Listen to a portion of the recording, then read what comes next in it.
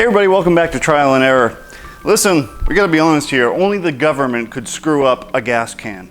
They've managed to make it so impossible to pour a can of gas that I've just completely given up on the cans at this point. Between the easy pour, safety nozzles, I've even gone on Amazon and just bought these plain regular nozzles, but these unfortunately don't do a great job of sealing up around here, so I end up having leaks down the side of the can, and down the side of my equipment. So had it with gas cans. So you've probably seen these guys online. I got these on Amazon. They'll be linked in the description, but they're 14-gallon containers that have a simple pour dispense system based on gravity. So I'm gonna get these two filled up and make sure that they fit in my car, so that way I don't have to take the truck. It'll be real nice to have, 30 gallons or so for the whole house generator that runs on gas that we have here, just to give you that extra peace of mind to have that stuff kicking around.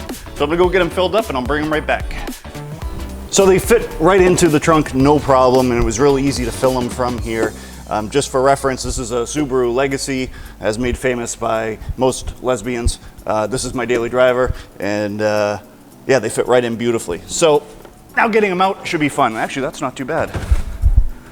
And it appears that they do not leak all over the car, so that's good.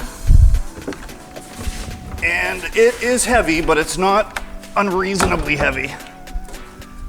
I don't know. Oh, and the other thing, it says it's 14 gallons, but I brought it right up to the fill line here, and each one of them took 15 gallons. So I get a total of 30 here, which is really nice. And I'm not over the fill line. So this is the line that it comes with. Got a brass fitting on one end. On the other end, you actually have a pretty nice nozzle. It's got a good feel to it, but it has a safety on it that prevents you from doing it unless you lift this back lever. I have an adversarial relationship with safety items, even if they serve a good purpose. I don't like extra steps. So I'm gonna take care of that before we even get it hooked up.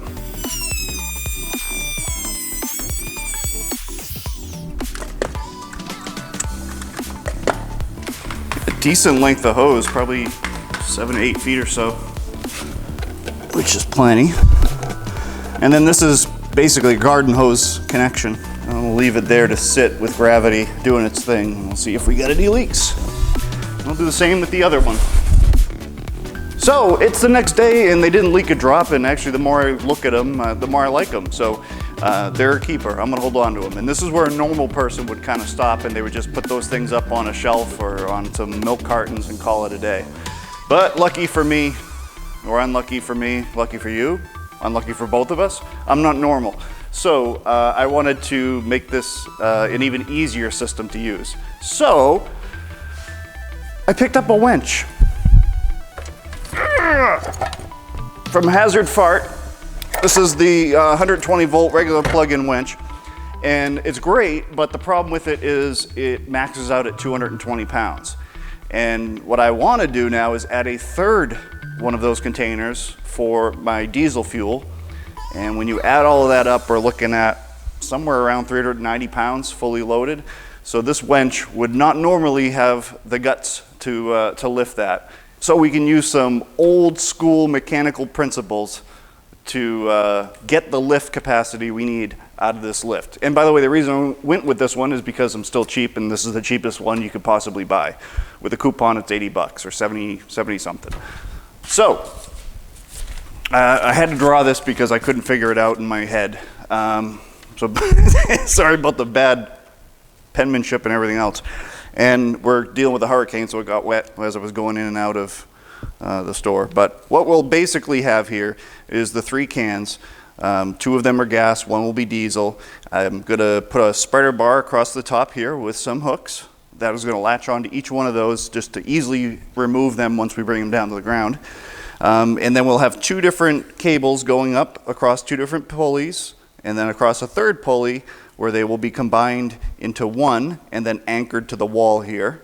And then I have a snatch block which will go up here, and what that essentially does, when you pull down on this, it's going to cover twice the amount of cable to go half the distance, but it also takes your capacity for a 220 pound lift and doubles that to a 440 pound, which handles our 390 pound load just fine. And all of this, we're going to try to tuck into a corner of the garage here and have it take up no floor space. Because once these guys come up, they're tucked up on the wall out of the way. I can use gravity to drain the tanks completely. I don't have to lift anything. I don't have to do anything physical. And we'll have like a gas and diesel station built right into the garage. And when they're empty, I just push a button. It'll bring those 3 down to the ground. I can easily pop them off the hook and wheel them back over to my car, refill, and rinse and repeat. Think it'll work? I don't know. We'll find out. So here's the other stuff I had to buy. So for the 3 hooks here, I actually got 6 of these hooks, and I'm just going to weld these to this crossbar here. But if you didn't have a welder, you could just buy the regular threaded style and bolt them in, I suppose. Let's see, we got a wall anchor, which is going to be where it anchors to the wall up here.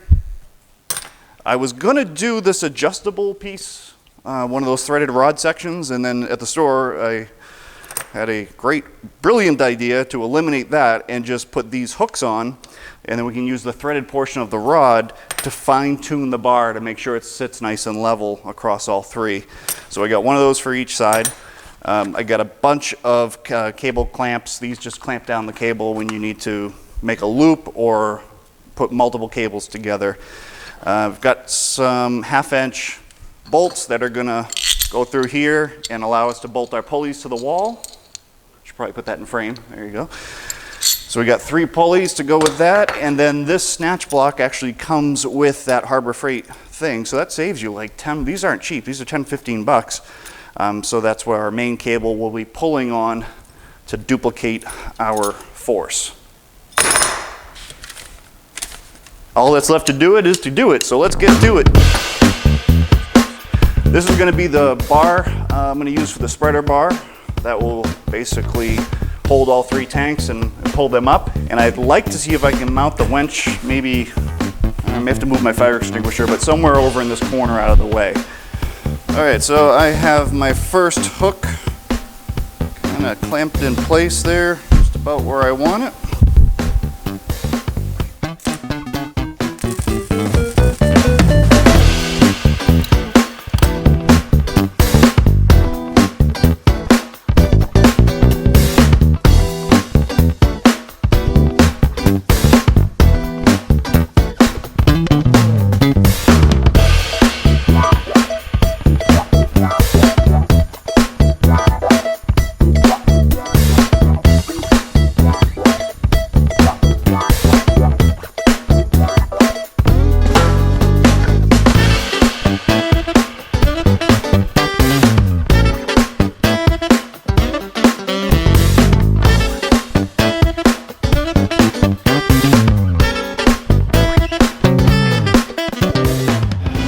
So I removed the motor and drive system from the outer case because the way we're going to have to be mounting this is go into the wall and in the corner. So I'm going to weld in a new bracket here that'll let me screw it in this way, and a couple of L brackets that are going to have to go on the bottom that still will allow me to access the 2 bolts that actually tie the motor itself to this outer frame. So get these guys welded up, and then we should be able to get it mounted to the wall.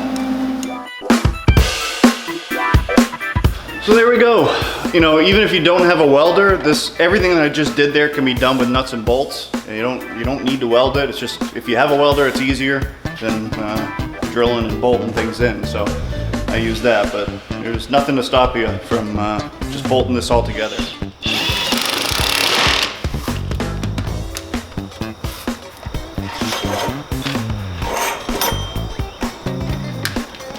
We're gonna grab 2 cables right here, because that's what's going to multiply our force.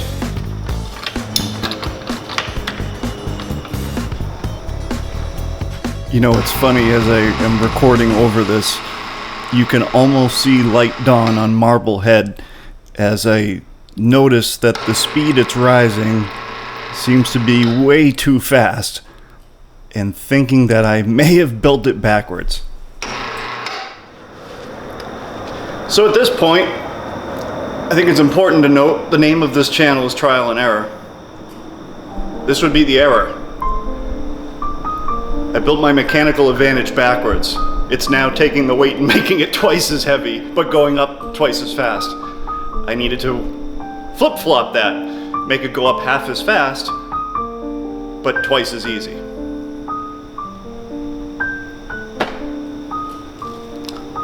I'm done for today. We're gonna revise this tomorrow. It'll build it the right way. Now, if you wanna launch your gas cans into space, you use that mechanical advantage a couple times and those freaking things will take right off, but it's not gonna lift 400 pounds like that. I mean, sometimes you just gotta stop and laugh at yourself. Like, you know better, but we all do this stuff. Can't get mad about it. Only human.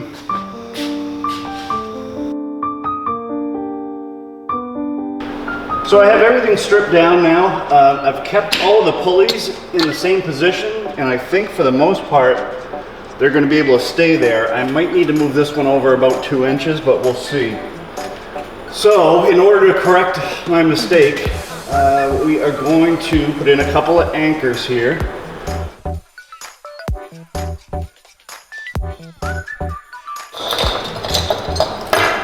So now, in order to actually get the advantage, we're going to be putting a pulley at the bottom instead of the top.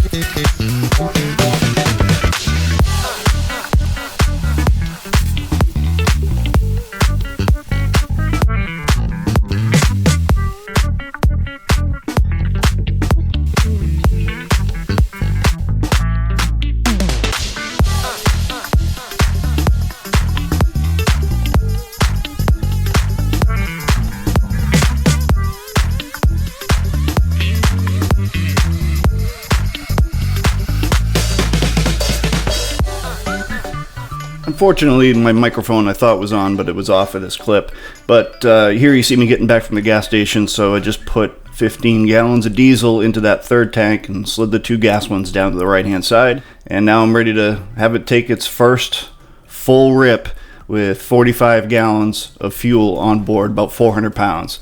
Doesn't break a sweat. Lifted it up perfect, nice and steady, nice and even.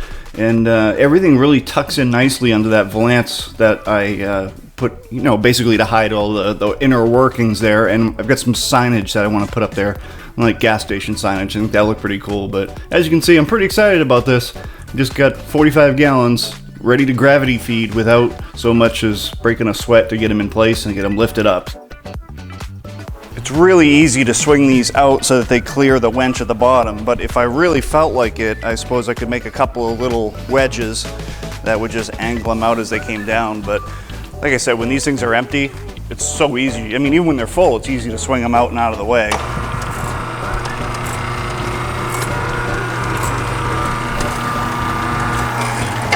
Boom, unhooked, ready to be refilled. Hook them back up and send them back up.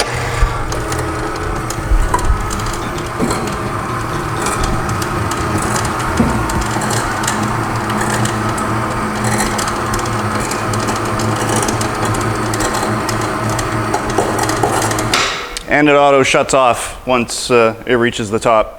So now that we have a working gas station, I should probably use it to fill up some stuff.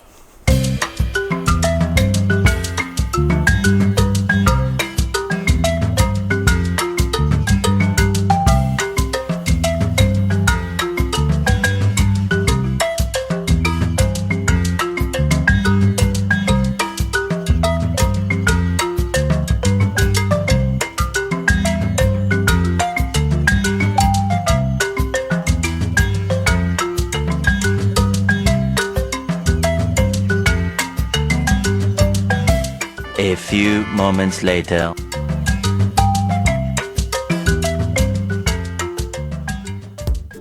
So despite one major screw up in the initial layout of this thing, I think we can call this one a success, and I think it's going to be another one of those things. Took a little bit of time now, but will save a whole lot of time and aggravation and manual labor down the road. So if you guys have any questions, as always, make sure you throw them down in the comment section. Feel free to check out some of the other videos that may interest you in the end screen here. And as always, everybody, thanks for watching and have a great day.